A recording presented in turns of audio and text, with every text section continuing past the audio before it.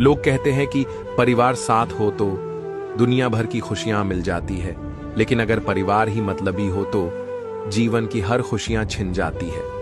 इंसान तब तक सहन करता है जब तक उसकी सहन करने की क्षमता होती है।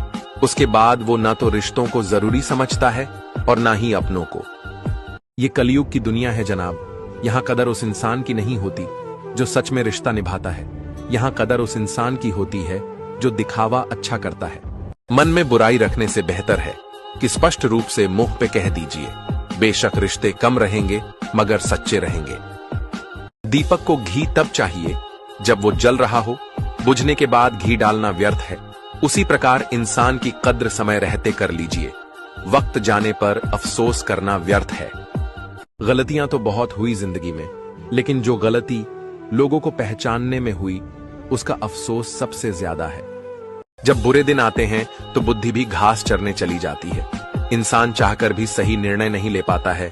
इसलिए तो कहा जाता है कि इंसान बुरा नहीं होता, उसका वक्त बुरा होता है।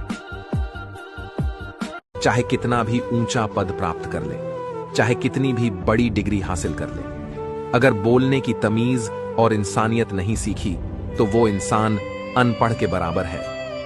औरत मां हो तो सम्मान दीजिए, बीवी हो तो इज्जत दीजिए, बहन हो तो स्नेह दीजिए, अगर बेटी हो तो गर्व कीजिए और अजनबी हो तो सुरक्षा दीजिए। जिसका दिल साफ होता है ना, वो हर जगह ठुकराया जाता है, चाहे फिर वो घर में हो चाहे बाहर हो। क्योंकि आज कलयुग चल रहा है तो कलयुग में सिर्फ 10 मुंह वाले ही जिंदा रह सकते हैं। फरेबियों से फरेबियों की अच्छी दोस्ती होती है, अच्छे लोगों की नहीं। अगर घटिया लोग तुम्हें ठुकरा रहे हैं ना तो खुश होना चाहिए, दुखी होने की जरूरत नहीं है, क्योंकि आप बच गए उनके जाल से। गलत लोग आपकी अच्छाई से भी नफरत करते हैं और सही लोग आप में बुराई जानकर भी आपसे प्यार करते हैं। यही संबंध की परिभाषा है।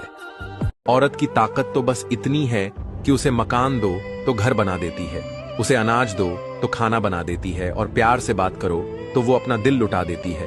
वो हर चीज को डबल करके देती है, चाहे गुस्सा हो या प्यार हो।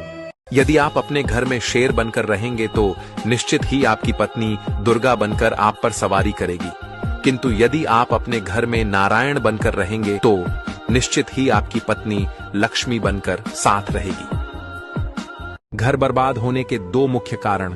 पहला, सास हर दिन फोन पर अपनी बेटियों को अपने बेटे बहू की एक एक खबर पहुंचाती है। बदले में बेटी अपनी मां को बहू से लड़ने के नए नए टोटके बताती है।